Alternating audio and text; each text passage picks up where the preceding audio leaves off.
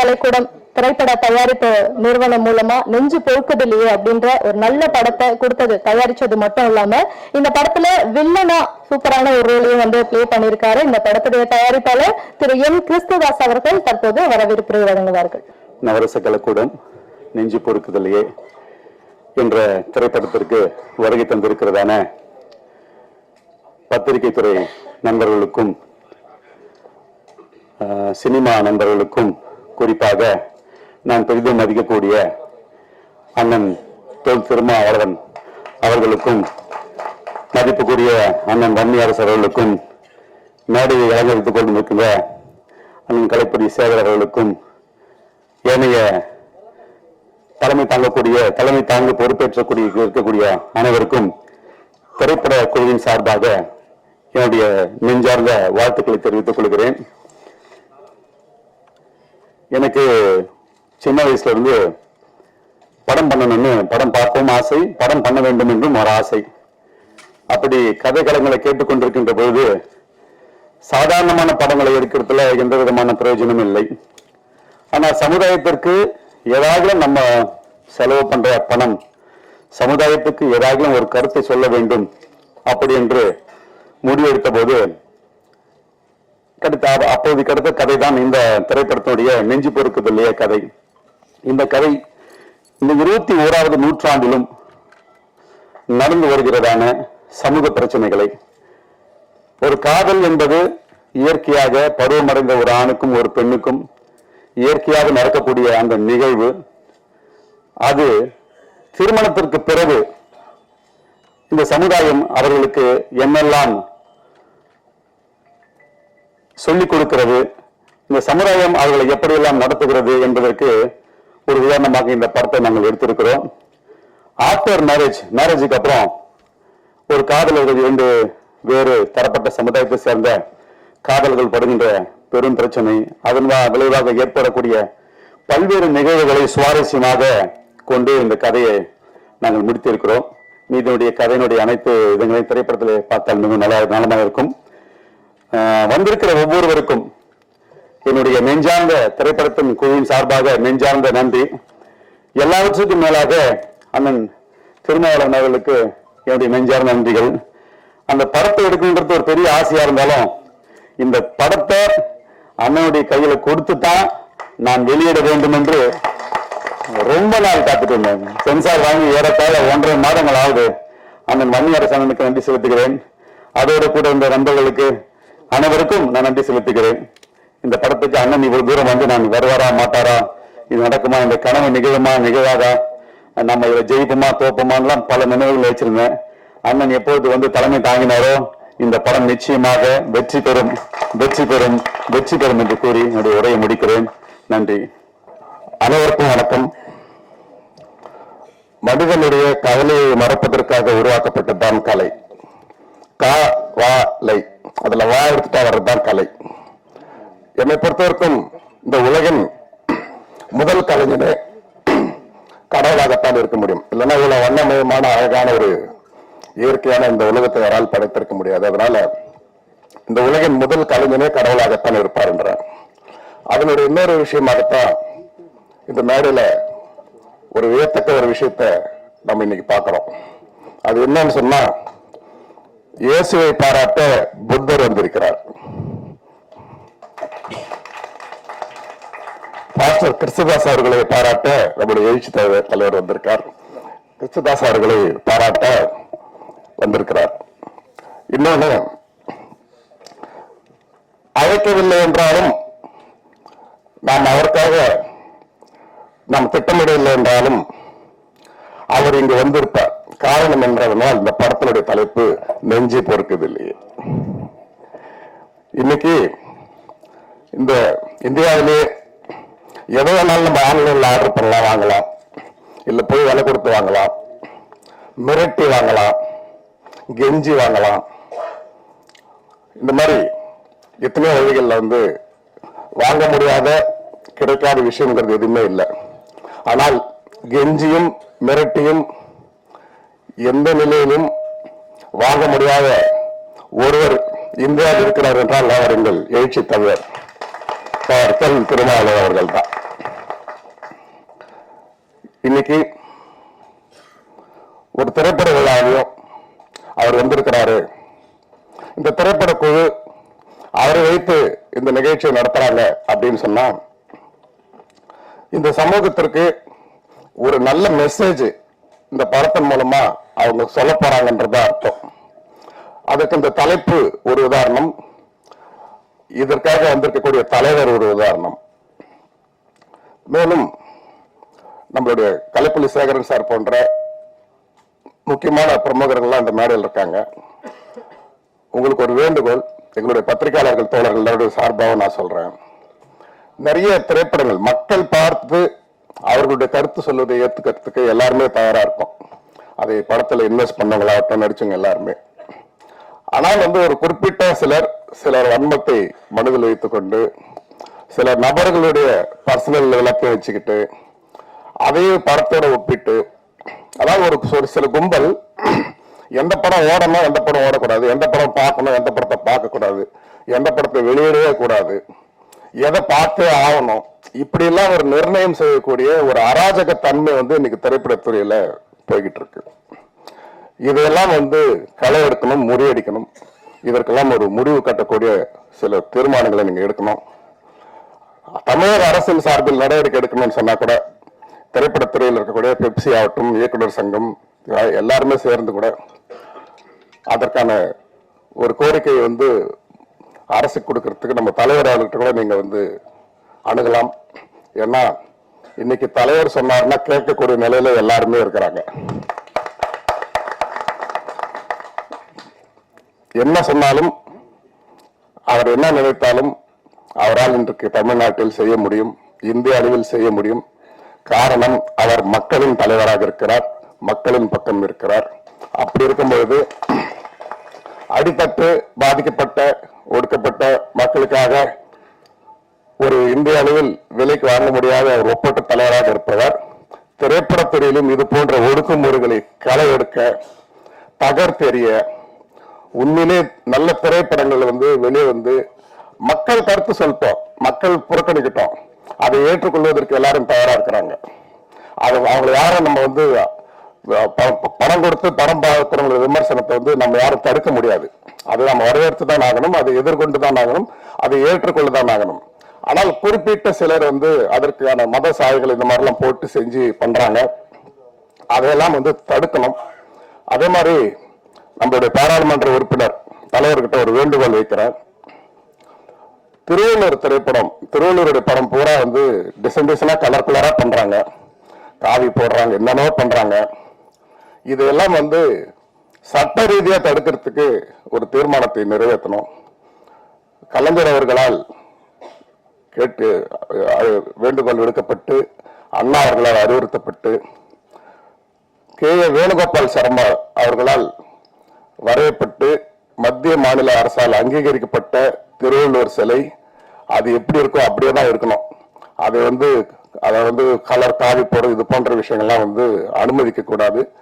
எப்படி மகாத்மா காந்தியோட பட்ட ஒரு புகைப்படத்தை அரசுடைமையாக்கப்பட்டிருக்கோ அதை தவறாக பயன்படுத்த முடியாதோ, அதே போல திருவள்ளுவருடைய படத்தை இப்படித்தான் பயன்படுத்தணும், இதுதான் கலர், இதுதான் இருக்கணும் அப்படிங்கறத அதை ஸ்ட்ரீம்லைன் பண்ணி அதற்கு ஒரு அதை ஏதாவது மாத்தினாங்கன்னா சட்டப்படி நடவடிக்கக்கூடிய ஒரு சட்டத்தை நீங்க கொண்டு வரத்துக்கு நீங்க குரல் கொடுக்கணும் அப்படின்னு சொல்லிட்டு, ட்ரெய்லர் சாங்ஸ் எல்லாமே ரொம்ப பிரமாதமா இருக்கு. நம்ம நண்பர் செந்தூரன் இந்த டீம் பத்தி சொன்னாரு. எவ்வளவு கஷ்டப்பட்டு இப்படி ஒரு படத்தை செய்திருக்கிறாங்க, எவ்வளவு லவ் சப்ஜெக்ட்ஸ் இருக்கு. ஒரு லவ் சப்ஜெக்ட் மூலமாகவும் சொசைட்டிக்கு இவ்வளவு சோசியல் விஷயங்களை சொல்ல முடியுமா அப்படிங்கறத ஒரு பெரிய சேலஞ்சிங்கா நெஞ்சு பொறுக்குதல் படத்துல ரொம்ப அழகா அவங்க எடுத்திருக்கிறாங்க, பண்ணியிருக்கிறாங்க. நம்மளுடைய ஊடகத்தை சேர்ந்த பத்திரிகையாளர் தோழர்கள் எல்லாருக்கும் நான் ஒரு வேண்டுகோள் வைக்கிறேன். இது மாதிரி ஒரு சமூக நோக்கத்தோட எந்த விதமான வணிக ரீதியான வெறும் வியாபாரத்தை மட்டுமே கருத்தில் கொண்டு சொசைட்டில ஏதோ ஒரு கலவரத்தை ஏற்படுத்தி நம்ம ஏதோ ஒரு பரபரப்பு பண்ணி நம்ம பணம் சம்பாதிக்கலாங்கிற எண்ணெல்லாம் இருக்கிறவங்களுக்கு நடுவில் ஒரு நல்ல சிந்தனையோட ஒரு நல்ல நோக்கத்தோட உங்க சமூகத்துக்கு தேவையான ஒரு நல்ல படைப்பை ரொம்ப கஷ்டப்பட்டு ரொம்ப சிரமப்பட்டு அருமையான ஒரு டீம் வச்சு அவங்க செய்திருக்கிறார்கள். எவ்வளவு நெகட்டிவா இந்த மாதிரி படங்களுக்கு எதிர் விமர்சனமான சிலர் திட்டமிட்டு செய்தாலும் பத்திரிகையாளர் தோழர்கள் அவ்வளோத்தையும் முறியடித்து தகர்த்தெறிந்து நெஞ்சு பொறுக்குதல் என்ற படத்தை மக்கள் மன்றத்திற்கு கொண்டு சென்று இவர்களுக்கு முழு ஒத்துழைப்பு வழங்க வேண்டும் என்று கேட்டுக்கிட்டு வாய்ப்புக்கு நன்றி விடைபெறுகிறேன். நன்றி, வணக்கம். இங்கு வருகை தந்திருக்கும் எழுச்சி தமிழர் அண்ணன் தொல் திருமாவளவன் அவர்களையும் இந்த திரைப்படத்தினுடைய தயாரிப்பாளர் கிறிஸ்துதாஸ் அவர்களையும் மேலும் இங்கு மேடையில் அமைந்திருக்கும் பெரியவர்கள் அனைவருக்கும் வணக்கங்களை தெரிவித்துக் கொண்டு இந்த நிகழ்ச்சிக்கு அண்ணன் தொல் திருமாவளவனை கூப்பிட்டது எவ்வளவு பெரிய பொருத்தமாக இருக்கின்றது என்பதை நான் புதிதாக சொல்ல வேண்டியதில்லை. ஆரம்பத்திலிருந்து ஈழத்திற்காக தன்னுடைய போராட்டங்களை ஆரம்பத்திலிருந்தே ஈழத்துக்காக போராட்டத்தை ஆரம்பித்தவர். அதற்கு பின்னர் ஜாதிய பிரச்சனைகளுக்காக தன்னுடைய போராட்டங்களை ஆரம்பித்தவர். ஆனால் இன்று இந்த திரைப்படத்தினுடைய கதியான ஆணவ படுகொலைக்கு எதிராக முதல் முறையாக தமிழகத்தில் போராட்டத்தை ஆரம்பித்து அதிலும் வெற்றியும் கண்டு கொண்டிருக்கின்றார். அவர்கள் இங்கு வருகை தந்தது நமக்கெல்லாம் பெருமையான விஷயம். இந்த திரைப்படத்தை தயாரித்த திரு கிறிஸ்துதாஸ் அவர்கள் மிக சிறந்த நல்ல மனிதர். அதாவது அவரை பற்றி சொல்ல வேண்டும் என்றால் இரவு பகலாக கடுமையாக உழைத்து இந்த திரைப்படத்தினை கொண்டு வந்திருக்கின்றார். நாம் அனைவரும் சிறுபட தயாரிப்பாளர்கள் என்று சொல்லுகின்றோம். ஆனால் அந்த திரைப்படம் மிகவும் சிறுபடமாக இருந்தாலும், அதாவது 1.5 கோடி 2 கோடி ரூபாய் செலவு பண்ணா சிறுபடம் என்று இன்று நம்மை சொல்லிக் கொண்டிருக்கின்றார்கள். ஆகவே இந்த திரைப்படம் மாபெரும் வெற்றியடைய வேண்டும் என்று நான் கடவுளை வேண்டிக் கொள்கின்றேன். அதே நேரத்தில் இந்த நிகழ்ச்சிக்கு இந்த படத்துக்கு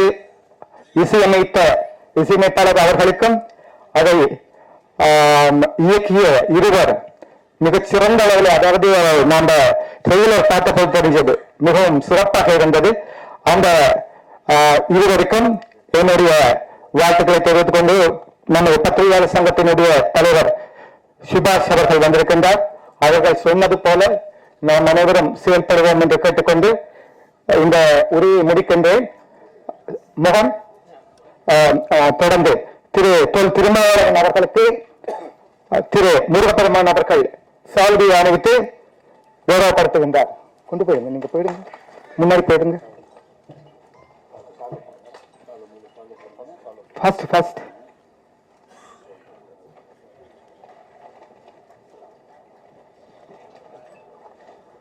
அடுத்த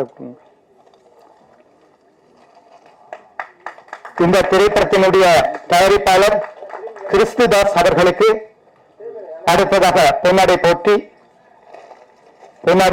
கௌரவிக்கின்றார். டைம் இல்ல போங்க.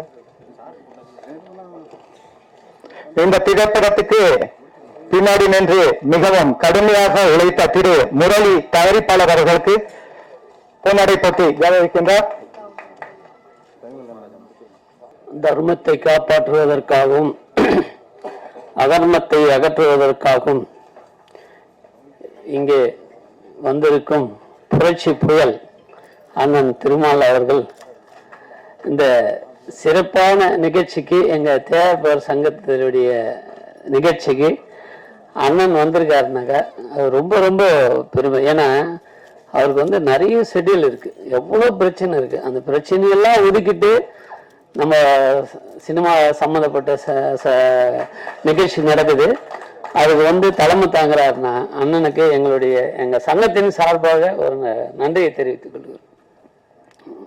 அடுத்து இங்க கிறிஸ்துதாஸ் ரொம்ப எளிமையான ஒரு மனிதர், சிரிப்பு முகம். அதாவது எப்படி ஒரு வீட்டுக்கு போய் நீங்க கோயம்புத்தூர் சைடு அந்த சைடெல்லாம் போனீங்கன்னா நம்ம இங்கிருந்து போகும்போதே பார்த்தீங்கன்னா அவங்க ஃபேமிலியா கையெடுத்து கும்பிடுவாங்க. அந்த மனிதத்தன்மைன்றது என்னன்றது நான் கிறிஸ்துதாஸ்துக்கள் தான் கண்டுபிடிச்சேன். ரொம்ப மரியாதை. எங்கள் ஆஃபீஸுக்கெல்லாம் வந்தார், அண்ணா நீங்கள்லாம் வரணுண்ணே, நீங்கள்லாம் நல்லா எங்களுக்கு கண்டிப்பாக எந்த நேரத்தில் எங்கள் தேவர் சங்கத்தில் 1450 உறுப்பினர், இந்த 1450 உறுப்பினர்களும் சரி, தேவர் சங்கத்தில் இப்போ என்னென்ன செய்யணும், நலிஞ்ச நிறைய தயாரிப்பாளர் வந்து இன்னைக்கு படம் எடுத்துட்டு ரொம்ப கஷ்டப்படுறாங்க. இப்படி இந்த சங்கத்துல வந்து கஷ்டப்படுறாங்கன்னு சொல்லிட்டு தலைவர் செயலாளர் நாங்கெல்லாம் அடிக்கடி பேசின்னு இருக்கோம். இது ஏதாவது ஒரு இதுக்கு ஒரு ஸ்டெப் எடுத்து என்னென்ன செய்யலாம். ஏன்னா இப்போ ஒரு பாடல் வெளியிடுறோம், இந்த பாடல் வந்து ரைஸ் வித்துறோம். இந்த ரைஸ் வந்து விற்கிறோம்னாக்கா அவன் எடுத்து போயிடுறான். அது வந்து ஒரு 3 வருஷம் வரைக்கும் தான் அவன் யூஸ் பண்ணணும். மீதி டைம்ல வந்து திரையுலகத்துல ரேடியோல இந்த டிவில எல்லாம் போகும்போது அதோடைய பங்கு வந்து அந்த தயாரிப்பாளர் சங்க அவருக்கு வந்து சேரணும். அந்த மாதிரி இதுவெல்லாம் இருக்கு, நிறைய சில இதுவெல்லாம் இருக்கு. இப்போ யூடிபி தயாரிச்சு சம்பாதிக்கிறாங்களா, அந்த மாதிரி ஒரு 2 கோடி 3 கோடி ஒரு படத்தை எடுத்துட்டு அந்த தயாரிப்பாளர் சங்கம் அவருக்கே தெரியாது அவர் படம் பார்த்தா யூடியூப்ல ரிலீஸ் ஆகுது. இப்படியெல்லாம் சட்டவிரோதமா நிறைய நடக்குது. இதெல்லாம் கட்டுப்படுத்துறதுக்காக இந்த சங்கத்துல வந்து நாங்கெல்லாம் நிறைய முயற்சி எடுத்து இப்போ பாருங்க 3D CD ஒருத்தனுக்கு பிடிச்சி ஜெயிலில் போட்டோம். ஜெயிலில் போட்டு இப்போ கேஸு போனோம், கேஸுக்கு போயிட்டு வந்தேன். ஏன்னா இந்த மாதிரி நிறைய பிரச்சனை எல்லாம் இருக்கு. இதெல்லாம் வந்து கரெக்டா கண்ட்ரோலா செய்து எடுத்துட்டாதான் இந்த சங்கத்துல படம் எடுக்கிறவங்க எல்லாம் வந்து கொஞ்சம் பணத்தை மீறி ஏதோ ஒரு லாஸ் ஆனாலும் ஏதோ கொஞ்சமாவது பணம் வரும் அவங்களுக்கு வந்துன்னு இருக்கும். இது சில குறைகள் எல்லாம் இருக்கு. இந்த குறைகள் எல்லாம் நாங்கெல்லாம் சேர்ந்து அண்ணங்களை இந்த குறைகள் சொன்னோம். ஏன்னா இன்னைக்கு அண்ணன் சொன்னாருன்னா கண்டிப்பா அந்த வேலை வந்து ஈஸியா முடியும். அதுக்காக எங்களுடைய சினிமா சம்பந்தப்பட்ட சங்கம் நாங்க எல்லாரும் சேர்ந்து அண்ணங்களை நாங்க ஒரு மனு கொடுக்கலான்னு இருக்கோம். அண்ணன் வந்து எப்பவுமே சரி எதுக்கும் தயங்க மாட்டார், போல்டா பேசுவார். நான் நிறைய மீட்டிங் எங்க ஆர்காட்டாருக்கு ரிலேட்டிவ் தான் நானு. பட் இருந்தாலும் அண்ணன் அடிக்கடி சந்திப்பேன். எங்க ராணிப்பேட்டில் வந்து எங்க காந்தி அண்ணன் வீட்டுக்கெல்லாம் அண்ணன் வருவாரு. ரொம்ப மரியாதை, எளிமையான மனிதர் யாருன்னு எங்க அண்ணன் மாதிரி நான் பார்த்ததே இல்லை. சிம்பிள், எந்த ஆடம்பரம் இல்லை, எந்த ஒரு இதுவும் இல்லை. இப்படி ஒரு மனிதனை பார்க்கணும்னாக்கா உண்மையில நான் என்னை பத்தி நான் பெருமையா பேசல, ஒரு காந்தி மாதிரி தான் அண்ணன். ஏன்னா எதில்லாதையும் தட்டி கேட்டு ஒரு உரிமையை வந்து இன்னைக்கு வாங்கி கொடுக்கணும்னாக்கா அண்ணன் திருமலை வந்து நல்லா செய்யுது. ஏன்னா அவரு என்ன தெரியாது அவருக்கு, பட் அவரை பத்தி நான் நிறைய ரொம்ப சந்தோஷப்படுவேன் அண்ணனை பத்தி. இப்போ இந்த திரைப்படம் வந்து வெற்றி பெறணும்னாக்கா நீங்க அனைவரும் ஒத்துழைக்கணும். நம்ம வந்து இதுல ஜாதி மதம் வேறுபாடு இல்லாம இந்த படத்தை வந்து நம்ம பார்க்கணும். பத்திரிகையாளர் நண்பர்கள்லாம் நம்ம படத்தை பத்தி கொஞ்சம் நல்லா எழுதுங்க, அதாவது உண்மையை எழுதுங்க, எழுதி எங்களுக்கெல்லாம் ஒரு ஊக்கத்தை கொடுங்க. ஏன்னா எங்களுக்கு டைம் இல்லை, இன்னும் நிறைய பேசலாம். எல்லாரும் என்னுடைய நன்றியை தெரிவித்துக்கலாம். நன்றி, வணக்கம். அஜித் விஜய் இவங்க 2 பேருமே இணைந்து நடிச்ச ஒரு படம் அப்படின்னா அது வந்து ராஜாவின் பார்வையிலே. அந்த ஒரு படத்தை தொடர்ந்து பல படங்களை வந்து ப்ரொடியூஸ் பண்ணவர். அந்த 2 பேருமே சேர்த்து வச்சு தயாரிச்ச ஒரே ப்ரொடியூசர், முதல் ப்ரொடியூசர்னா சார் மட்டும்தான். தமிழ் திரைப்பட தயாரிப்பாளர் சங்கத்தின் இணை செயலாளர் திரு சவுந்தர பாண்டியன் அவர்கள் தற்போது பேசுவார். வணக்கங்க. இந்த படம் வெற்றி பெறணும். இந்த திரைப்படங்களுக்கு தயாரிப்பு சங்கத்தை நாங்கள் முடிவு பண்ணியிருக்கோம். ஓடிடி பிளாட்ஃபார்ம் பற்றி பேசிட்டு இருக்கோம். நிச்சயமாக இந்த படத்துக்கு என்னால் முடிஞ்ச தயாரிப்பு சங்கம் முடிஞ்ச உதவியை நான் பண்ணுவோம். ஏன்னா ஒரு படம் எடுக்க எவ்வளோ கஷ்டம், சின்ன படம் எடுக்க எவ்வளோ கஷ்டம் எனக்கு தெரியும், எடுத்திருக்காரு. 2வது அண்ணன் வெளியே போனோம், அவருக்கு அந்த படம் வெற்றி பெற வாழ்த்துறேன். நன்றி, வணக்கம். அனைவருக்கும் வணக்கம். படத்துடைய ட்ரெய்லர் பார்த்தோம், சாங் பார்த்தோம். அதோடைய லிரிக்குடைய வரிகள் நிறைய இருக்கு. அதில் ஒரு சின்ன என்னுடைய வரிகள் நான் சொல்கிறேன். அது அந்த படத்துடைய டைட்டிலுக்கு ஈக்குவலாக இருக்கும். மலரே ஓ மலரே, உன்னை காண ஓடோடி வந்தேன், நீ காற்றோடு காணாமல் போனால் இந்த ஏழையின் உள்ளம் தாங்காதடி. மனம் விட்டு பேச துடித்தேன், அந்த மலரை பறிக்கச் சென்றேன். காற்றும் புயலும் வந்தது, என் மலரை அடித்துச் சென்றது. ஓடோடி பார்த்தேன் மறைந்தது, என் கண்களோ காண துடித்தது. அது போல இந்த படத்துடைய டைட்டில் இருக்கு, நெஞ்சம் பொறுக்குதில்லையே. நிச்சயமா இந்த படம் வெற்றி அடையணும். குறிப்பா மியூசிக் டைரக்டர் புது இன்ட்ரடக்ஷனு. எந்த மியூசிக் டைரக்டரையும் கீபோர்டிஸ்டா ஒர்க் பண்ணலன்னாரு, ஸ்ட்ரைட்டா வந்திருக்காரு. பட் அந்த மியூசிக்ல ஒரு சின்ன வலி இருக்கு. நிச்சயமா ML சுதர்ஷனுக்கு இந்த படம் ஒரு பெரிய வெற்றியா அமையும்னு எல்லாம் வேண்டிக்கிறேன். அதே மாதிரி என்னுடைய நண்பர் புதுசா ஒரு ஃபர்ஸ்ட் ஃபிலிம் பண்ணியிருக்காரு. இன்ஷால்லா இந்த படம் மிகப்பெரிய அளவில் வெற்றி அடையணும், இருவருக்கும் வெற்றி அடையணும்னு எல்லாம் வல்ல இறைவன் கிட்ட கேட்டு வணங்கிக்கிறேன். நன்றி. திரைப்பட விநியோகஸ்தர்கள் சங்க செயலாளர் திரு கலைப்புலி சேகர் அவர்கள் பேசுவார்கள். என் நாடி நரம்புகளில் பின்னி பிணைந்திருக்கிற ரத்த நாளங்களில் குதித்து ஓடிக்கொண்டு இருக்கின்ற குருதி அணுக்களில் குடியிருக்கும் என் தாயை தவளை என் திருவடி வணக்கம். நான் விரும்புகின்ற நேசிக்கின்ற சில தலைவர்களில் முக்கியமானவர் தான் திருமாவளவன். அவரை ஏன் நேசிக்கின்றேன், ஏன் விரும்புகிறேன், பல காரணங்கள் இருக்கின்றது. அவர் பேசுகின்ற பேச்சு அனைத்தும் ஆவணம் இல்லாமல் எந்த தரவுகளையும் அவர் கூற மாட்டார். ஒவ்வொன்றிலும் தரவுகள் இருக்கும். அதே போல மொழி காப்பதில் இனம் காப்பதில் முன் நிற்கின்றார். இதெல்லாம் எல்லாருக்கும் வருவதில்லை. ஒரு சிலருக்கு அந்த சில தலைவர்களில் ஒரு தலைவர் தான் மதிப்புக்குரிய விடுதலை சிறுத்தைகளின் இயக்கத்தின் தலைவர் திரு திருமாவளவன் அவர்கள். இங்க நான் என்னமோ நினைச்சு பேச நினைச்சேன். நான் தலைமை தாங்கி இருக்கிறேன். இந்த பூரா எல்லாரும் நான் வரவேற்று பேசணும். ஆனா இப்ப அதுக்குரிய நேரம் இல்லை. ஏன்னா அண்ணனுக்கு பணிகள் ஜாஸ்தி இருக்குது. ஒண்ணு மட்டும் ஏன் அவரை நேசிக்கணும் ஒரு முக்கியமான ஒரு ஈடுபாடு எனக்கு உண்டு. ஏன்னா அவர் இவ்வளவுதான் பேசுவார். எனக்கு ஒன்னே ஒண்ணுதான் அவர் மேல ரொம்ப ஆரம்பத்துல ரொம்ப பிடிச்சது என்னன்னா, ஒரு கூட்டம் கூட்டினாருங்க, 5000 பேர் கட்டினாரு. அத்தனை பேருக்கு தமிழ் பேரை மாத்தினாரு. யார் செஞ்சிருக்கிறார்? அவங்க அப்பாவை தொல்காப்பியன்னு மாத்தினாரு. அந்த பக்கத்துல கூட பாருங்க, அவர் பேர் ஒரிஜினல் பேரு எனக்கு என்ன தெரியாது, வடிவரசு. அதே மாதிரி நீங்க சோறு விளம்பரம் எல்லாம் பாருங்க, எங்க பார்த்தாலும் ரமேஷ் குமேஷ் இவன் என்னென்னமா இருக்கும். ஆனா இவங்க கட்சி சுவர்ல பாருங்க, சிந்தனை செல்வன், வன்னியரசு, சிற்பி, என்னென்னமா அத்தனை தூய தமிழ் பேர்கள். அதனாலதான் எனக்கு அவர் மேல ரொம்ப ஈடுபாடு. அவர் உண்மையை தான் பேசுவார், பெரும்பாலும் உண்மையை பேசுவார். அவர் எதையும் பேசாத உண்மையில் கிடையாது. அவர் பாராளுமன்றத்தில் பேசுறோம் பாத்தீங்கன்னா அத்தனைக்கு ஆவணம் இருக்கும், யாரும் பதில் சொல்ல முடியாது. இப்ப நான் கூட இந்த சில கருத்துக்கள் சொல்ல நினைச்சேன். ஆனா அவர் பணி இருக்கனால என்னால சொல்ல முடியவில்லை. அதனால அடுத்த ஏதாச்சும் சந்தர்ப்பங்கள் இருந்தால் அதுல நான் அறிவியல் பத்தி சிலவற்றை, ஏன்னா அவர் பேசுறதெல்லாம் அறிவியல் சம்பந்தம் பேசுவாரு. அவர் சொல்ற ஒவ்வொன்றும் இந்த திராவிடத்தை பத்தியோ தமிழ் தேசத்தை பத்தியோ திராவிட கருத்தியல்னு சொல்லுவாரு. அதெல்லாம் எவ்வளவு அவர் அற்புதமான ஆவணத்தோடு பேசுறாரு. இந்த புராணங்களை வச்சுக்கிட்டு நீங்க அடிக்கிற கூத்து இருக்குது பாருங்க. இப்போ ஒரு மத்திய அமைச்சர் சொல்லியிருக்கிறாங்க, ஏன் முனிவர் ஒருத்தர் விமானத்தை ஏற்கனவே 5000 ஆண்டுக்குள்ள கண்டுபிடிச்சிட்டாருன்னு. ஏன்னா 11000 மேல போனா சுவாசிக்க முடியாதுங்க. அது இங்கேயே நிறைய பேர் ஆக்சிஜன் இதை வச்சுதான் சுவாசிச்சுட்டு இருக்கிறாங்க. இந்த காலகட்டத்தில் யாராச்சும் வாகனத்துல பறந்து போக முடியுமா மாஸ்க் இல்லாம? இல்ல அதுக்கான தரவுகள் ஆவணங்கள் எங்கேயா இருக்குதா? சரி விடுங்க, அவருக்கு பணி நிறைய இருக்குது. இருந்தாலும் இவர் நம்ம சுபாஷ் ஒரு கருத்து சொன்னாரு சார். ஒன்னே மட்டும் சொல்றேன், இப்பதான் அண்ணன் சொல்லிட்டு இருந்தேன், சங்கங்கள் கட்டுப்பாடும் கடமை உணவும் இருக்கணும். தலைவர்களை பொறுத்தா, அதுல இருக்க உறுப்பினர்களை பொறுத்தா, இந்த திரையுல சங்கங்கள்லாம் இவர் நிறைய விஷயங்களை செதறி அடிக்கும்னாரு. அவர் முகிலனே யார சொன்னாங்க. ஆனா சங்கங்கள்லாம் செதறி கிடக்குது. ஒரு சங்கம் 2 சங்கம் இல்லைங்க, ஒவ்வொரு சங்கத்தையும் உடைச்சிட்டாங்க. இப்படி இருக்கு எங்க ஒற்றுமை வருது சொல்லுங்க? நம்ம என்ன செய்யறது? அநியாயம் நடக்குது. கமலக்கண்ணன் சொன்ன மாதிரி எல்லாம் நடக்கத்தான் செய்யுது. யாரு காப்பாத்துறது? அரசியல்வாதி நீங்க திந்தி வாங்கலாமாலே. இப்ப எனக்கு தெரிஞ்சு ஒவ்வொரு நடிகருக்கும் நடிகைக்கும் கூட வர ஒரு உதவியாளர்கள் சம்பளம் ஒரு கால்ஷீட்டுக்கு 50,000 ஆகுது. இல்ல கொடுக்காதீங்களா கேட்டுருவாங்களா? சம்பளத்தை குறைச்சு கொடுத்துருவாங்களா? இங்க 100 கோடி அடுத்த 125 கோடி கொடுக்குறேன், நீங்க கொடுக்க நாங்க பிளாக்ல கொடுத்துருங்க.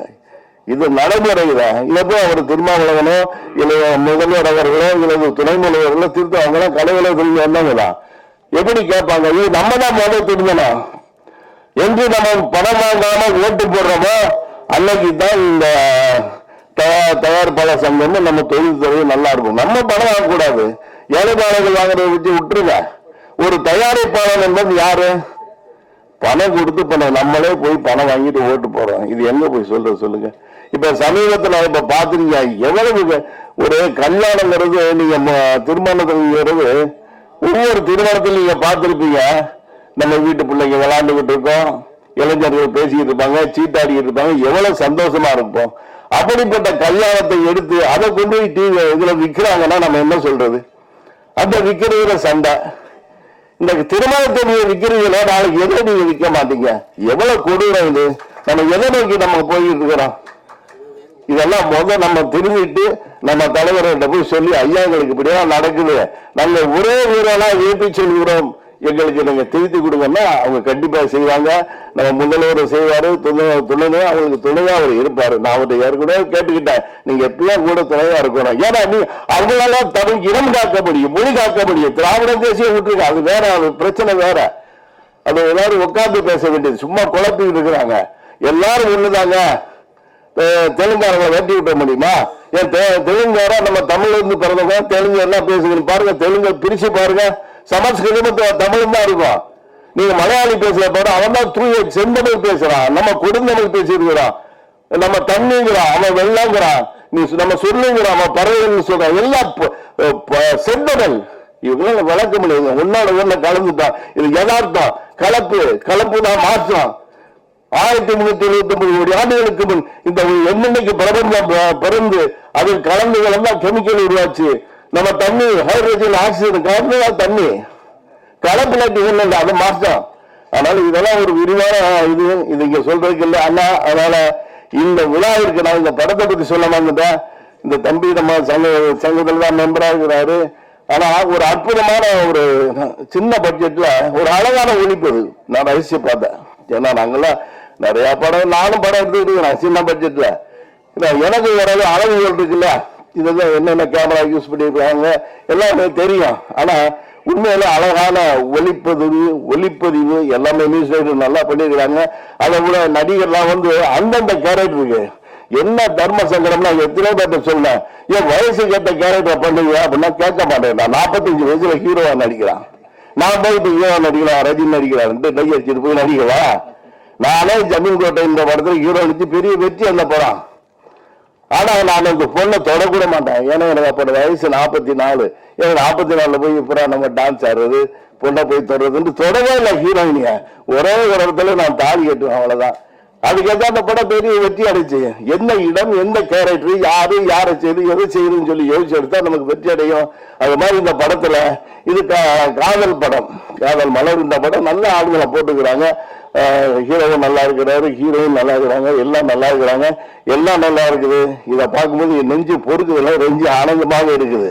ஏன்னா அதனால தம்பி அசோசியேஷன் வந்தாரு, டிஸ்ட்ரிபியூட் அசோசியேஷன் வந்தாரு, முரளி வந்தாரு, இவருக்கெல்லாம் ரொம்ப சப்போர்ட்டா இருக்கிற முரளியை வந்தாரு, வந்து பேசுறாங்க. தம்பி இந்த சூழ்நிலை இப்படி இருக்குது, இதனால இதை பார்த்து சொல்லி அவங்களுக்கு நான் அட்வைஸ் பண்ணிக்கிறேன். அதுபடி நடந்து அவர் பெரிய வெற்றியை பெற்று முதலீடுகள்லாம் திரும்ப பெற்று இந்த களத்துல இருக்கிற அந்த தொழில்நுட்ப கலைஞர்கள், நடிகர்கள் அத்தனை பேரும் பெரும் வாழ்வாங்க வாழ வாழ்த்து பெரும் நன்றி, வணக்கம். Good afternoon. எனக்கு இதுதான் ஃபர்ஸ்ட் எக்ஸ்பீரியன்ஸ் ஸ்டேஜில் நின்று பேசுறது. ஸோ எனக்கு ரொம்ப நர்வஸாக இருக்கு. இவ்வளோ முன்னாடி நம்ம ஒரு சின்ன சின்ன பாட்டு இதெல்லாம் நம்ம வீட்டில் உட்காந்து பண்ணி பார்த்துப்போம். ஆனால் இது எனக்கு ஃபர்ஸ்ட் டைம் நம்ம ஒரு பண்ண படம் இங்கே இருக்குது, இத்தனை பேர் பார்க்குறீங்க, என்ன உங்களுக்கு தோணிட்டு இருக்குன்னு தெரியல. ஆனால் எனக்கு நிறைய தோணிக்கிட்டு இருக்கு, என்ன பேசணும்னு எனக்கு தெரியல, ரொம்ப நர்வஸாக இருக்கேன். நான் முதல்ல அண்ணா நம்ம தலைவர் திருமாவளவன் ஐயோ நாங்கள் போய் பார்க்குறப்ப எங்க மனசுல ஓடிக்கிட்டு இருந்தது ஒரே ஒரு விஷயம் என்னன்னா, எனக்கு இதுதான் முதல்ல கிடைச்ச வாய்ப்பு. ஒரு 10-12 வருஷம் ரொம்ப கஷ்டப்பட்டு பண்ண படம் வாய்ப்பு கிடைச்சு. அப்போ நம்ம ஈஸியா ஒரு லவ் ஸ்டோரியோ இல்லை ஒரு ரோம் காம் அந்த மாதிரியான ஜேர்னல்ஸ் நம்ம செலக்ட் பண்ணிருக்கலாம். பட் அடுத்தது கிடைக்குமா கிடைக்காதுன்னு தெரியாது. உண்மையாவே கலையை நேசிக்கிறேன்றனால நானும் என்னுடைய சகோதரர் கவி நாங்க 2 பேரும் 7-8 வருஷத்துக்கு முன்னாடி டிசைட் பண்ணது. அப்பவே என்னைக்கே ஒரு நாள் படம் பண்ணுவான்டா, அன்னைக்கு நீ எந்த ஊர்ல இருந்தாலும் சரி, நான் எந்த ஊர்ல இருந்தாலும் சரி, நம்ம பண்றப்ப ஒருத்தர் கான்டாக்ட் பண்ணிப்போம், பண்றது 2 பேரும் சேர்ந்து படம் பண்ணுவோம். ஆனா இப்ப நிறைய டியூல் டைரக்டர்ஸ் இருக்காங்க, அவங்க பேர் போட்டுப்பாங்க. ஆனா நம்ம அப்படி வேண்டாம், நம்ம இத்தனை வருஷம் காத்து ஒரு படம் பண்றோம்னா இருவருமே போவோம், இது யாரும் பண்ணலாம், நம்ம பண்ணுவோம். பேர் அவங்களுக்கு வேணும் வேணான்றது இல்லை. எங்களை பொறுத்த வரைக்கும் அந்த 20 ஒரு கலையை கொடுத்துருக்காங்க, அதை நீங்க பார்த்து ரசிக்கிறீங்க, ஸோ இப்படியே நம்ம கேரி பண்ணோம்னு சொல்லிட்டு நாங்க ஒரு கதையை டிசைட் பண்ணோம். என்னன்னா பண்றது ஒரு படம், அடுத்தது நம்மளுக்கு கிடைக்காதுன்றதுல ரெண்டாவது. ஆனா சோசியல் மெசேஜ்னு ஒண்ணு இருக்கணும். இதுல மெசேஜ்னு நம்ம கத்துக்கிற விஷயங்கள் நிறைய இருக்காது, ஆனா உங்களுக்கு தெரிஞ்சுக்க வேண்டிய விஷயங்கள் நிறைய இருக்குது. நம்ம இப்ப எல்லாமே மொபைல் போன்ஸ்ல இருக்கிறோம், வேலை பார்க்குறோம், வீட்டுக்கு வரோம், நம்மளாம் லவ் பண்ணியிருப்போம், லவ் பண்ணவங்களுக்கு கல்யாணமும் கட்டியிருப்போம். ஆனா இந்த மாதிரியான சொசைட்டிக்கு நடுவில் ஒரு கூட்டம் இருந்துகிட்டு இருக்கு.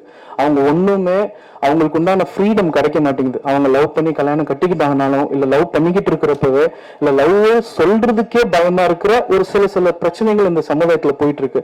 ஸோ நாங்க டிசைட் பண்ணி எப்படின்னா, ஒரு ஒரு ஒரு குளோபலா நடக்கிற இஷ்யூ. இது வெறும் தமிழ்நாட்டாவே இந்தியா மட்டும் கிடையாது, இது உலகம் ஃபுல்லா நடக்கிற ஒரு குளோபல் இஷ்யூவை நம்ம கொஞ்சம் ஒரு எக்ஸ்பெரிமெண்டலா ஒரே ஒரு வீட்டுக்குள்ள சொல்லுவோம் அப்படின்னு சொல்லிட்டு தான் டிசைட் பண்ணது. ஸோ இதுக்கு எங்களுக்கு ஸ்ட்ராங்கா சப்போர்ட் பண்ணது. நிறைய சேலஞ்சஸ் இருந்துச்சு. எங்க ப்ரொடியூசரை கன்வின்ஸ் பண்றது வந்து இப்ப இருக்கிற டிரெக்டர்ஸுக்கு ரொம்ப டஃப், கிடைக்க மாட்டாங்க. பணம் இருக்கிறவங்க தெரிஞ்ச ஆர்டிஸ்ட் வச்சு போடணும், இல்ல யாருன்னா ஒருத்தர் பணம் பண்ணிட்டு வந்திருக்கும். இப்படி இருக்கிற ஒரு சுச்சுவேஷன்ல எங்க அண்ணா வந்து அண்ணன் எனக்கு வந்து நான் ரொம்ப சின்ன பையன்ல இருந்து தெரியும். ஸோ அவரு ரொம்ப கன்சிஸ்டன்சி பார்த்துட்டே இருந்தாரு. எதுவுமே இல்லை, நான் எந்த ஒரு வேலைக்கு போவேன், எனக்கு ஒரு சின்ன ஒரு 1000-2000 பிரச்சனை இருந்துச்சுன்னா ஏதோ ஒரு வேலைக்கு போயிடுவேன். போயிட்டு ஒரு மாசம் சம்பளத்தை வாங்கிட்டு ரெசிக்னேஷன் போட்டு நான் வந்துடுவேன். எனக்கு சினிமா அப்படிதான், எனக்கு அதுல மட்டும்தான் எனக்கு மைண்ட் போகும். அந்த கன்சிஸ்டன்சி பார்த்துட்டே இருக்கிறப்போ கொஞ்சம் வருஷம் கழிச்சு அப்புறம் நான் சொன்னேன், நீங்க ஒரு சப்போர்ட் பண்ணுங்கண்ணே அப்படின்னு சொன்ன பிறகு கதை என்ன அப்படின்னு கேட்டேன்னா, நான் இந்த மாதிரி நான் கதை இதெல்லாம் இருக்கணும்னா அண்ணன் வந்து மறுபேச்சு எதுவுமே கேட்கல. நீ பண்ணிடுவேன், நீ கான்ஃபிடென்ட்டா இருக்கியா, நான் டெஃபினட்டா நான் உனக்கு இது பண்றேன், நீ இதெல்லாம் முடிக்க முடியுமா அப்படின்னா, ஆனா என்கிட்ட ஒரு சின்ன சின்ன பிளான்ஸ் இருக்குன்னா நம்ம அந்த மாதிரி பிளான்ஸ்லாம் நம்ம எக்ஸிக்யூட் பண்ணனா கண்டிப்பா இந்த படத்தை நான் யாருன்னு தெரியாது, ப்ரொடியூசர் என்ன இந்த உலகத்துக்கு யாரும் தெரியாது. இந்த கதையை நம்ம கொண்டு போனோம்னா நிறைய பேருக்கு தெரிய வைக்கணும்னா இந்த மாதிரியான சோசியல் இஷ்யூஸை ஹேண்டில் பண்ற ஒரு பெரிய பவர்ஃபுல்லான மென் நம்மளுக்கு வேணும்னு அவங்கள நம்ம நோக்கி போனோம் அப்படின்னு சொல்லிட்டு படம் முடிச்சிட்டு சப்போர்ட் பண்ணிட்டு வந்தாச்சு. அப்புறம் அண்ணன் வந்து எங்களுக்காக நம்ம எப்படின்னா வெளியே போயிடணும் போகிறது தாண்டி இந்த கதை இந்த மெசேஜ் வந்து மக்களுக்கு போய் சேரணும்னு சொல்லிட்டு எங்களை விட்டுட்டு 2 மாசமா சென்சர் வந்துட்ட பிறகு அண்ணனை கான்டாக்ட் பண்றதுக்கு அவ்வளவு முயற்சிகள், அங்கே நிறைய முயற்சி பண்ணோம். ஃபைனலா அண்ணன் வந்து நம்ம தலைவரை மீட் பண்றப்ப எங்களை கூட்டி போனப்ப நாங்க சொன்னோம், உங்களை வச்சுதான் இது பண்ணணும் அப்படின்னு சொல்லி இந்த ஃபங்க்ஷனுக்கு அவங்க ஆக்சுவலி ஒத்துக்கிட்டாங்க. அந்த கான்செப்ட் அந்த மாதிரி பேரு. இதுல நான் மெயினா நான் சீக்கிரம் முடிச்சுக்கிட்டேன் 1 மினிட்ல. எனக்கு என்னன்னா இந்த படத்துல எனக்கு ரொம்ப பெரிய சப்போர்ட் வந்து கவி. அவன் நான் எப்படியோ அப்படிதான் அவன். ரெண்டாவது எனக்கு ரொம்ப பெரிய பலம் வந்து அப்துல், இந்த படத்தோட கேமராமேன். இந்த படத்துல நடிச்சவங்களும் வேலை பார்த்தவங்களும் எல்லாருமே டெபியூ தான். யாருமே இதுக்கு முன்னாடி இன்னொரு படத்துல அந்த டெக்னீஷியனா ஒர்க் பண்ணது கிடையாது. அசிஸ்டன்ஸா ஒர்க் பண்ணி உள்ள வந்தவங்க தான். விஷுவலா அந்த படம் அப்துல் வந்து நீங்க சீரியஸா அடுத்தது யாருன்னா பண்றீங்க அப்படின்னா நீங்க ஒரு டெஸ்ட் வச்சு பாருங்க, அந்த பையன் ஜெயிச்சிருவான். நீங்க என்னன்னா சொல்லுங்க, கலர் சொல்லுங்க, என்னன்னா சொல்லுங்க. நான் கூட கொஞ்ச நாள் தான் ஒர்க் பண்ணேன், பார்த்தப்ப நான் அங்கேயே சொன்னேன், என்னைக்கே ஒரு நாள் நம்ம படம் பண்ணுவோம், எனக்கு பண்றப்ப நீ தான் எனக்கு கேமராமேன் அப்படின்னு சொல்லி டிசைட் பண்ணேன். அடுத்த படமும் பிஸி ஆனாலும் சரி அவனுக்காக நான் வெயிட் பண்ணி தான் அடுத்த படம் போவேன். ரொம்ப ஸ்ட்ராங்கான பிலீவர் நான் அப்துல் என்னோட கேமராமேனுக்கு. அடுத்தது இந்த படத்தினுடைய நாயகன் நம்ம எம்எல் சுதர்ஷன் மியூசிக் டைரக்டர், அவருக்குமே இந்த படம் புதுசுதான். நிறைய டெக்னிக்கலா கொஞ்சம் நல்ல சவுண்ட் உள்ள ஒரு பார்ட்டி தான் அவரு வந்து எப்படின்னா நாங்க இந்த கதை அவர்கிட்ட சொல்றப்ப எனக்கு கொஞ்சம் அந்தந்த சஜஷன்ஸ் கொடுத்து கொஞ்சம் ஹெல்ப் பண்ணிட்டு மியூசிக் ரொம்பவே நல்லா பண்ணிருக்காங்க. நீங்க படத்துல பாருங்க. அடுத்தது வந்து ஆர்டிஸ்ட், என்னுடைய தம்பி, கூட பிறகாத தம்பி மாதிரி என்னுடைய அரவிந்த். அவன் எனக்கு ரொம்ப எங்க படத்துல ஒன்னும் டைம் கிடைச்சிச்சுன்னா நிறைய சொல்லுவேன். ஆக்சுவலா நான் ஷூட்டிங் ஸ்பாட்ல தான் ஃபர்ஸ்ட் டைம் பாக்குறேன்னு. அடுத்தது என்னோட ஹீரோயின் சந்தியா, அது புவனேஸ்வரி, கேரக்டர் பேர் சந்தியா அப்படியே வரும். எனக்கு அவ்வளோ நான் பாக்குறப்ப ஒர்க் பண்றப்ப ரொம்ப ஆத்மார்த்தமா அந்த கேரக்டருக்குள்ள பூந்துதான் எல்லாமே ஒர்க் பண்ணது. எல்லாமே யங்ஸ்டர்ஸ் இந்த படத்துல. அடுத்தது வந்து காளிதாஸ், எங்களுடைய இன்னொரு சப்போர்ட்டிங்கான ஆர்டிஸ்ட். அப்புறம் நித்யா வந்து 100% ஒரு ஃப்ரெண்ட்லியான ஆர்டிஸ்ட், டைரக்டருக்கு ஏற்ற ஒரு ஆர்டிஸ்ட். அந்த பொண்ணு ரொம்ப ஃப்ரெண்ட்லி, நல்ல ஒர்க் பண்ணுவா. நீங்க என்ன சொல்றீங்களோ அந்த ஒர்க்கை முடிச்சுட்டு தான் அடுத்த வேலைக்கு போவா. தூங்க மாட்டா. விடிய 2:30 கால் ஷீட் போனது, அதை விடிய பண்ணா. ஸோ அவளுக்கும் நான் நன்றியை தெரிவிச்சுக்கிறேன். அண்ணன் மிச்சதை நான் யாருன்னா மறந்துருந்தேன்னா சாரி, நான் நர்வஸ்ல இருக்கிறேன். நம்ம தனியா பேசுறப்ப வேணா கேட்டுங்க, நான் எல்லா டீட்டெயில்ஸும் சொல்றேன். எனக்கு இந்த வாய்ப்பு கொடுத்ததுக்கு ரொம்ப நன்றி. ப்ளீஸ் இந்த படத்துக்கு ஆதரிங்க. சின்ன படம் பெரிய படம் பார்க்காதீங்க. இது ஒரு கருத்தா உண்மையாவே பிசினஸ் நோக்கி இந்த படத்தை பண்ணல. இந்த படத்தை பண்ணது வெறும் உங்களுக்காக மட்டும்தான். அடுத்த வாய்ப்பு கிடைக்காதுன்னு தெரியல. இந்த மேடை நான் யூஸ் பண்ணிக்கிறதுக்கு ஒரே விஷயம் என்னன்னா, இதுல ஒரு சோஷியல் அவேர்னஸ் விஷயத்த சொல்லியிருக்கோம். ஸோ அதுக்காக ஆச்சு, கொஞ்சம் டைம் கொடுத்து பண்ணுங்க. Thank you so much. எல்லாரும் ஆவலோடு எதிர்பார்த்துட்டு இருக்கக்கூடிய ஒரு தருணம் தான். அரசாலும் அரசியல் இயக்கங்களால மட்டும்தான் சமூக மாற்றங்களை உருவாக்க முடியும். அதன் அடிப்படையில சமூக மாற்றங்களுக்காக தொடர்ந்து குரல் கொடுத்து கொண்டிருக்கக்கூடிய தலைவர். சமூக சிந்தனையில ஒரு படம் வருதா, சரி நான் என்னுடைய வாழ்த்துக்களை தெரிவிச்சுக்கிறேன் அப்படின்னு நமக்காக கிளம்பி வந்திருக்காரு நம்முடைய மாண்புமிகு நாடாளுமன்ற உறுப்பினர் அவர்கள். எழுச்சி தமிழர் விசிக தலைவர் முனைவர் திரு திருமாவளவன் அவர்களை பேசுமாறு பணிவன்புடன் அழைக்கிறோம். பேசிட்டு கடைசியா எந்த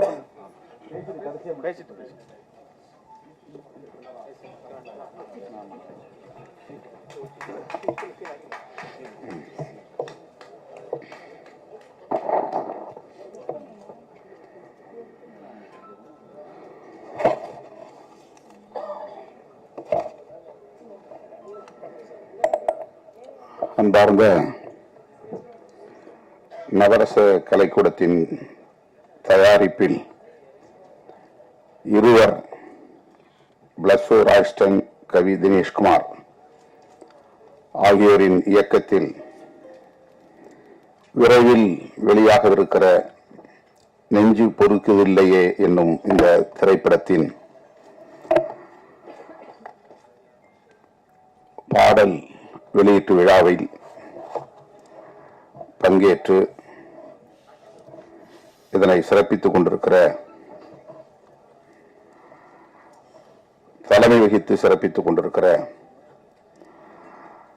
தயாரிப்பாளர்கள் நலச்சங்கத்தின் தலைவர் மதிப்பிற்குரிய அண்ணன் கலைப்புலி சேகர் அவர்களே,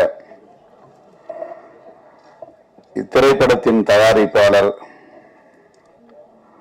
நம் அனைவரையும் வரவேற்று உரையாற்றி இருக்கிற தோழர் திரு கிறிஸ்துதாஸ் அவர்களே, இணை தயாரிப்பாளர் யோபு சரவணன் அவர்களே,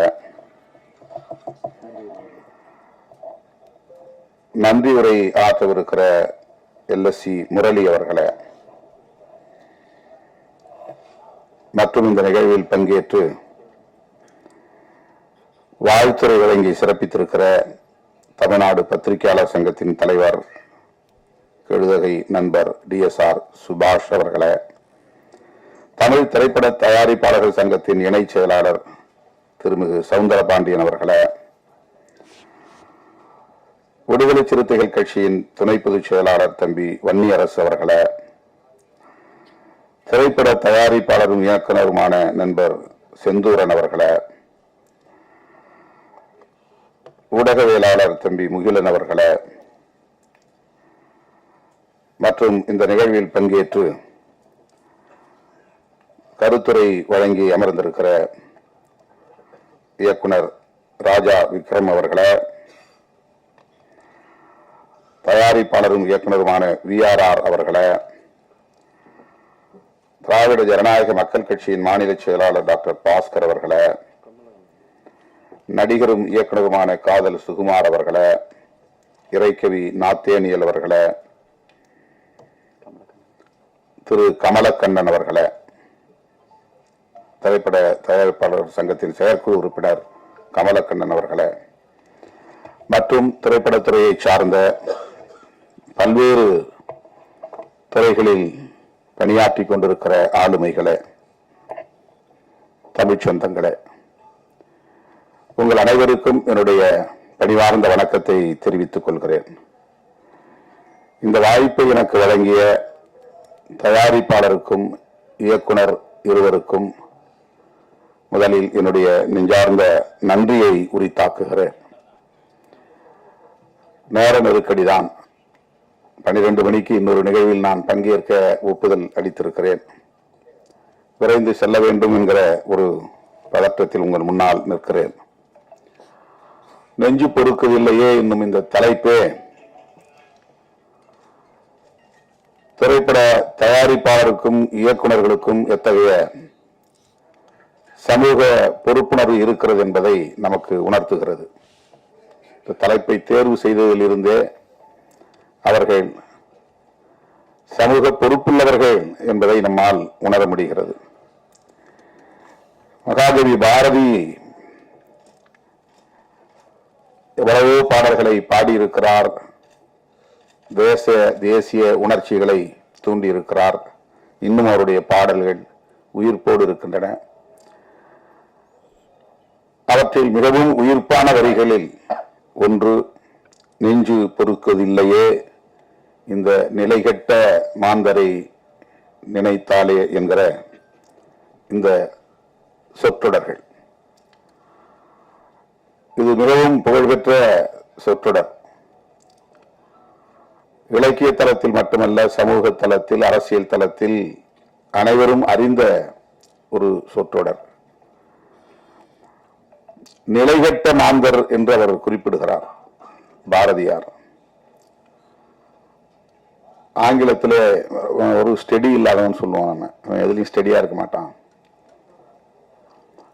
ஒரு பிடிப்பு இருக்காது, ஒரு உறுதிப்பாடு இருக்காது, ஒரு நிலையான மனநிலை கொண்டவன் இல்லை அப்படின்னு சொல்லுவோம்.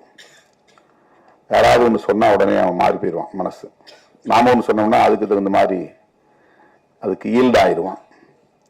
அப்படிப்பட்ட மனிதர்களைத்தான் நிலைகெட்ட மாந்தர் என்று பாரதி சொல்லுகிறார். ஒரு முடிவெடுத்தால் அதில் உறுதியாக இருக்க வேண்டும். ஒரு கொள்கையை ஏற்றுக்கொண்டால் அதில் உறுதியாக இருக்க வேண்டும்.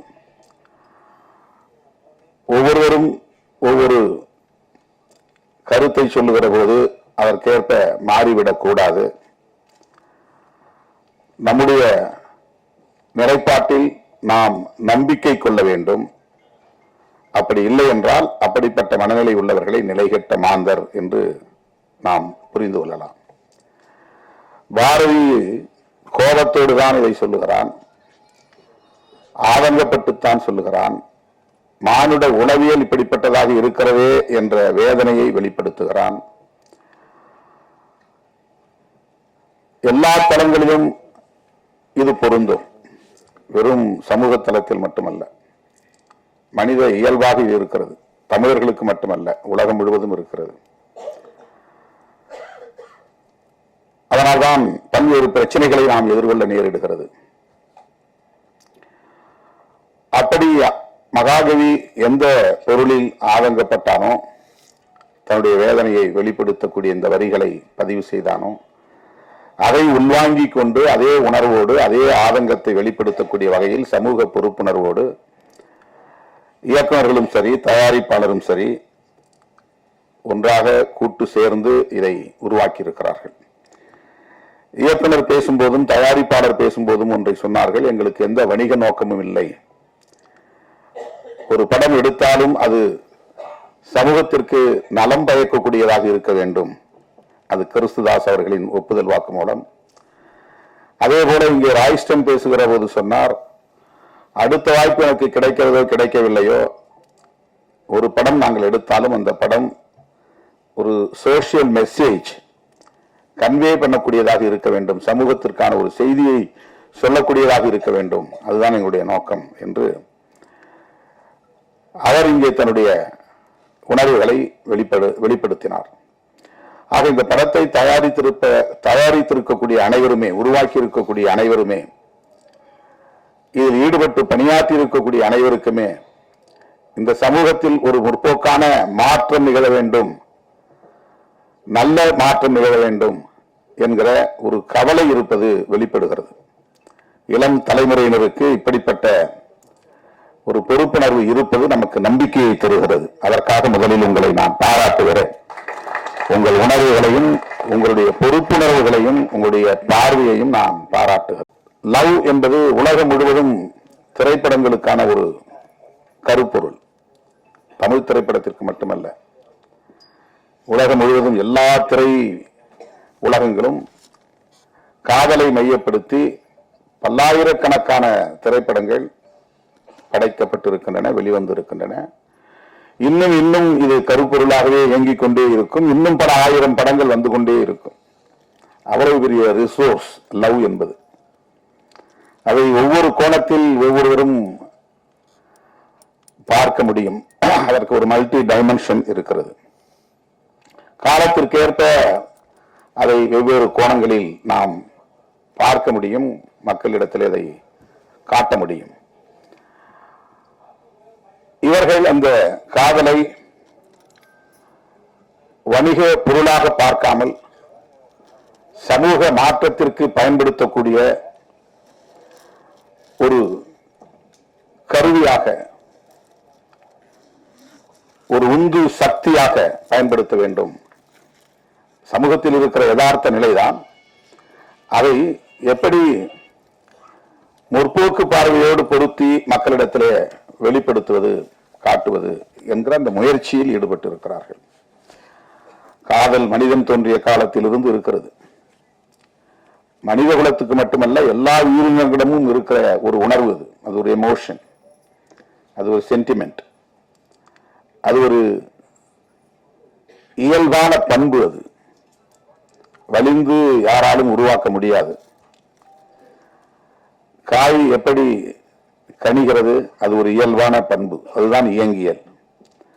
அதை போல காதல் என்பதும் ஒரு இயங்கியல் பண்பு. அது ஒரு டயலெக்டிக் கேரக்டர். அது யாரும் ஆர்டிபிஷியலா உருவாக்க முடியாது. ஒருத்தர் நல்லா நீட்டா ட்ரெஸ் பண்ணிட்டானாக்கா அவன் உடனே காதலிக்கப்படுவான்னு அர்த்தம் கிடையாது. ஒரு பெண் நல்ல அழகா தன்னை தோற்றப்படுத்திக் கொள்கிறாள் என்பதனால் அவளை எல்லோரும் காதலிப்பார்கள் என்று பொருள் அல்ல. தோற்றம் அதிலே முக்கியமானதல்ல. காதல் என்பது மிகவும் ஆழமான ஒரு உணர்வு, நுட்பமான ஒரு உணர்வு. அது ஒரு இயங்கியல் பண்பு. ஆனால் அது எத்தகைய பிரச்சனைகளை சமூகத்தில் ஏற்படுத்துகிறது, எத்தகைய தாக்கத்தை ஏற்படுத்துகிறது. காதலிக்கிற போது என்ன பிரச்சனைகள், காதலித்த பிறகு, திருமணம் நடந்த பிறகு என்னென்ன பிரச்சனைகள், இவை எதன் பின்னணியில் நிகழ்கின்றன, இவற்றை நம்மால் தொகுத்து பார்க்க முடியாது. நாம் பிரச்சனைகளுக்குள்ளேயே ஓடிக்கொண்டிருப்போம். கலைஞர்களால் தான், படைப்பாளர்களால் தான் வெளியிலிருந்து அதை நுட்பமாக கவனித்து அதை எந்த கோணத்தில் மக்களிடத்திலே உருவகப்படுத்தி காட்ட முடியும் என்கிற ஆற்றல் உண்டு.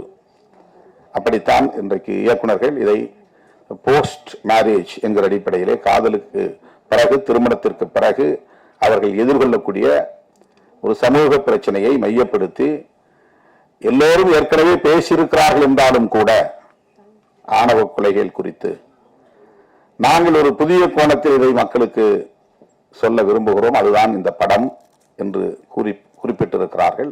படம் பார்த்த பிறகுதான் நமக்கு தெரியும். இது ஆணவ கொலை என்று நாம் சொல்லுகிறோம். ஆங்கிலத்தில் ஹானர் கில்லிங் என்று சொல்லுகிறார்கள். ஹானர் என்பது கௌரவம் என்று தமிழ்படுத்துகிறோம். அதனால் கௌரவ கொலைகள் என்று நீண்ட காலம் சொல்லப்பட்டு வந்தது. இதில் என்ன கௌரவம் இருக்கிறது? நான் முதலில் இதை பற்றி எழுதுகிற போது இதை வரட்டு கௌரவ கொலைகள் என்று எழுதினேன். இது கௌரவ கொலைகள் இல்லை, வரட்டு கௌரவ கொலைகள், அப்படிதான் நான் எழுதிக்கிட்டு இருந்தேன். இந்த ஃபால்ஸ் பிரஸ்டீஜ், இது வரட்டுத்தனமான ஒரு கௌரவம். நான் பெற்ற பிள்ளையை விட 10 மாதம் சுமந்து ஈன்றெடுத்து பாலூட்டி தாளாட்டி சீராட்டி வளர்த்த பிள்ளையை சாதிக்காக, சமூகத்திற்காக அவன் என்ன நினைப்பானோ, இவன் என்ன நினைப்பானோ, ஊர் என்ன சொல்லுமோ என்று உருவாக்கி வைத்திருக்கிற ஒரு ஈகோ பெற்ற பிள்ளையை கூட கொடூரமாக படுகொலை செய்யக்கூடிய அளவுக்கு உந்தி தள்ளுகிறது. அந்த கௌரவம் எப்படி சரியான கௌரவமாக இருக்க முடியும்? எனவே அது ஃபால்ஸ் பிரஸ்டீஜ். அது ஒரு வரட்டு கௌரவம். வரட்டு கௌரவத்திற்காக பெற்ற பிள்ளைகளை கூட படுகொலை செய்கிறார்களே என்கிற ஒரு வழி நமக்கு இருக்கிறது. அதை ஆணவ கொலை என்று இப்போது அழைக்கிறோம். விடுதலை சிறுத்தைகளின் பொதுச் செயலாளர் ரவிக்குமார் இந்த சொல்லாடலை முதலில் பயன்படுத்தினார். இன்றைக்கு எல்லோரும் நாம் பயன்படுத்துகிறோம். ஆணவ கொலை. கொலை பல வகை இருக்கிறது. மெர்சி கில்லிங் இருக்கிறது, கருணை கொலை இருக்கிறது. 100 வயசு ஆகி போச்சு, ஆனா சாக மாட்டேங்கிறார். அவரால் எழுந்திருக்க முடியல, படுக்கையே மலைஜலம் கழிக்கிறார், சுத்தம் செய்ய முடியல, உணவும் சரியா உள்வாங்கல, ஆனா உயிர் கிடக்கு. அந்த காலத்துல இந்த மாதிரி இருக்கிறவங்களை முதுமக்கள் தாழின்னு ஒண்ணு கண்டுபிடிச்சு, ஏன்னா அவங்க சாகு 90 வயசு ஆச்சு, 100 வயசு ஆச்சு, ஒண்ணுமே பண்ண முடியல, அவங்கள வச்சு பராமரிக்க முடியல. சில பேர் அதை விட ரொம்ப இளம் வயதிலே கூட அவங்களை மெயின்டைன் பண்ண முடியாது. ஏன்னா மனநலம் பாதிக்கப்பட்டிருப்பாங்க. அவங்களுக்கு ரொம்ப டிஃபரெண்ட்லி ஏபிள்டா இருப்பாங்க. மெயின்டைன் பண்ண முடியாது, பராமரிக்க முடியாது. அதை மெர்சி கில்லிங் அப்படின்னு சொல்றாங்க. கருணை கொலை. இது ஆனர் கில்லிங்.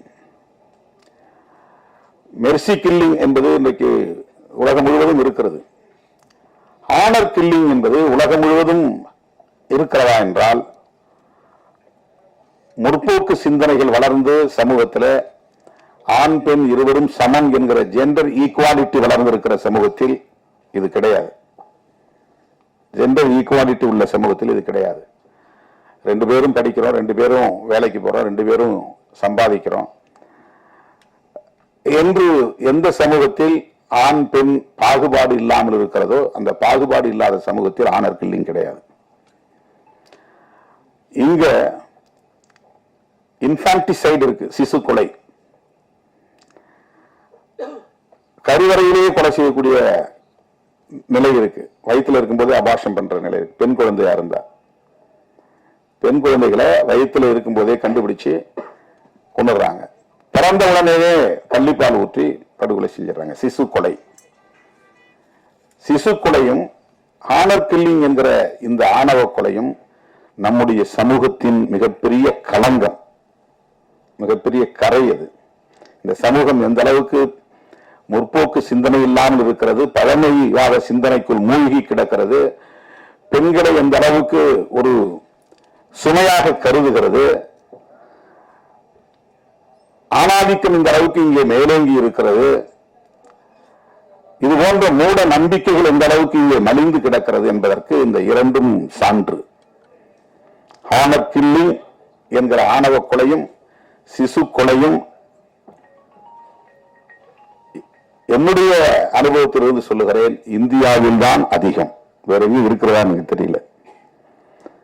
நம்முடைய நாட்டில் தான், நம்முடைய தேசத்தில் தான் இவை இரண்டும் மிக அதிகமாக இன்றும் சாட்சியங்களாக இருக்கின்றன. இந்த இரண்டையும் நாம் அழித்தொழிக்க வேண்டும், துடைத்தெறிய வேண்டும். இப்போ ஜெண்டர் ஈக்குவாலிட்டி என்கிற ஒரு விழிப்புணர்வு நமக்கு தேவை. லவ் சப்ஜெக்ட பேசும்போது, லவ் சப்ஜெக்ட பேசுகிற போது அவர் அண்ணன் கலைப்புலி சேகர் ரொம்ப அருமையான ஒரு கருத்தை சொன்னார்.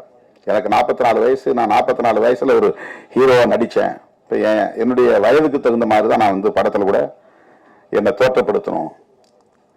இப்போ நான் எனக்கு இணையா நடித்த நாயகியை நான் தொடவே இல்லை, தாலி கட்டினதோட சரி. இது என்னன்னா, பெண்களை எப்படி மதிக்கிறோங்கிற ஒரு உணர்வை வெளிப்படுத்தக்கூடிய ஒரு சான்று, அந்த அந்த அந்த புரிதல்.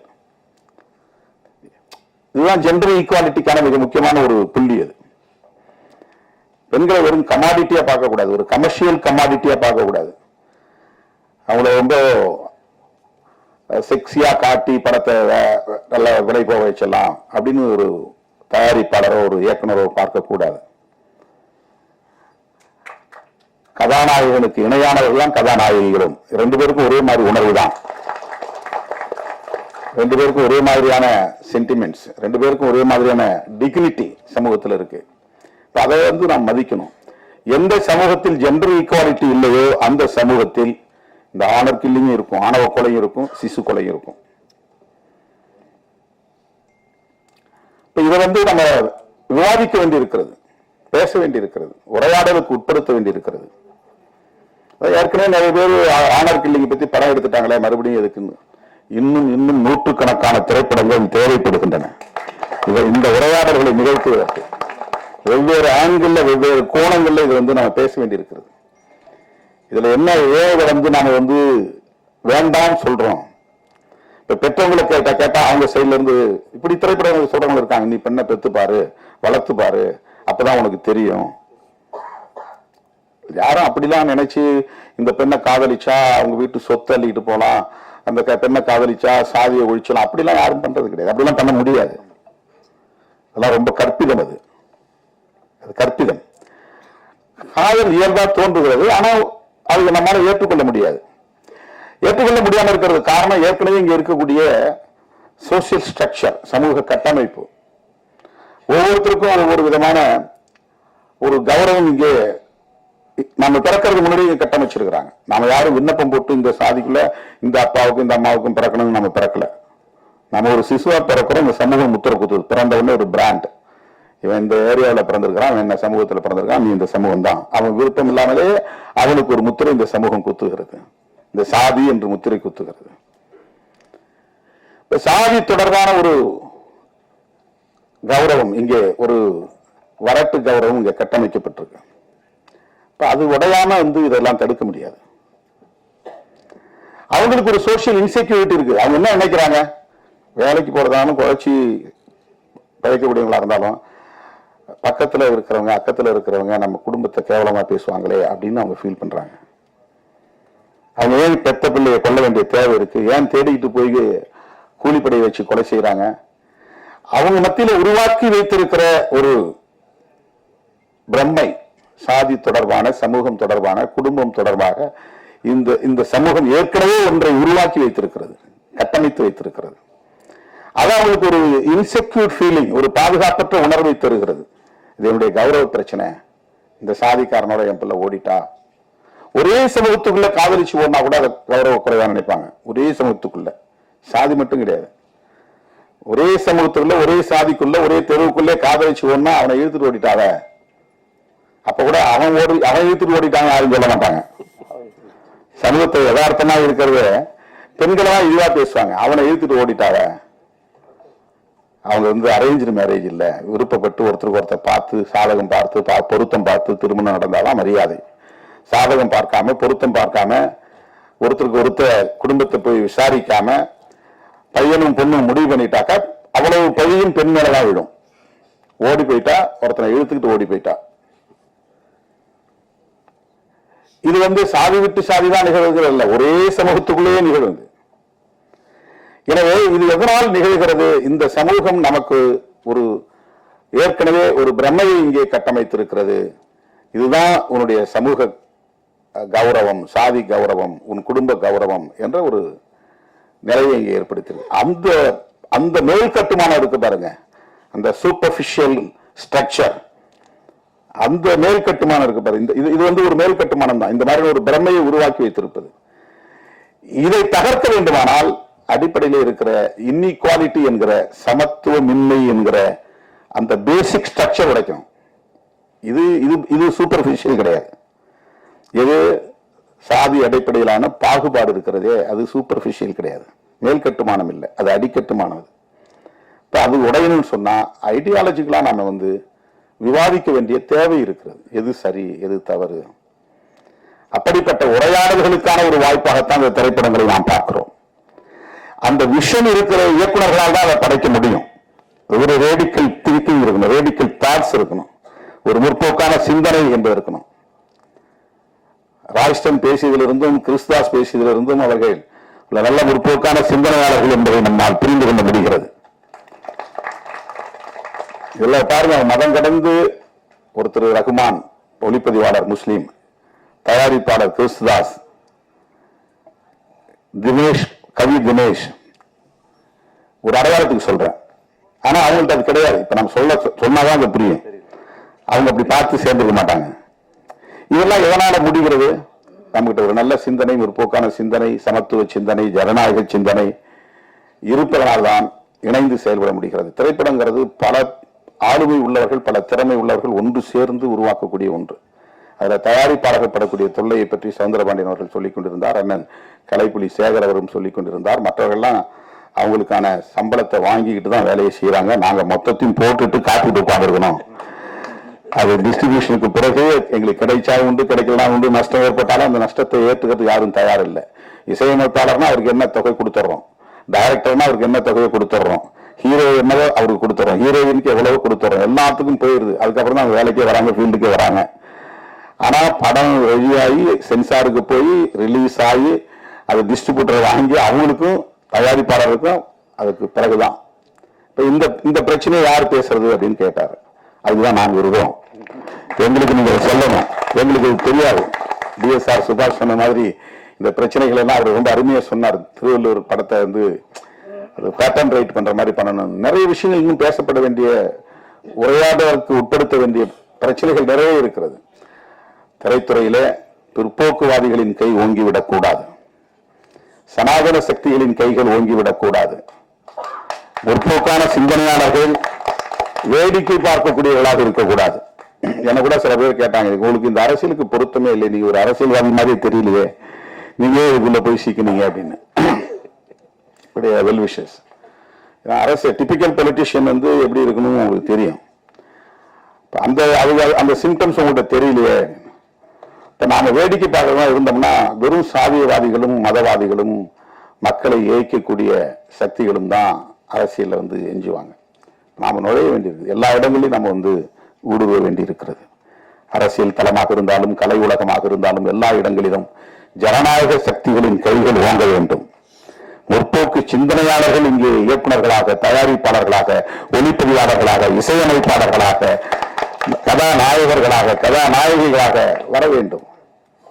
எங்க ஊருக்காரர் தம்பி சுதர்ஷன் திட்டக்குடிக்காரர் முதல் படம் இங்கே இசையமைத்திருக்கிறார் என்று அறிமுகமானார். அவருக்கு என்னுடைய வாழ்த்துக்கள். நான் அந்த ஊர்ல தான் படிச்சிருக்கேன். எங்க ஊர்ல இருந்து ஏற்கனவே இன்னொரு லப்பர் பந்தன் ஒரு திரைப்படத்தை ஒரு இயக்குனர் உருவாக்கியிருக்கிறார். அவரும் திட்டக்குடிக்காரர். ரொம்ப மகிழ்ச்சியாக இருக்கிறது. இந்த திரைப்படம் நல்ல சிந்தனை உள்ளவர்களால் உருவாக்கப்பட்டிருப்பதனால் மக்களிடையே மிகப்பெரிய வரவேற்பை பெறும், வெற்றி பெறும் என்று நான் நம்புகிறேன், நெஞ்சார வாழ்த்துகிறேன்.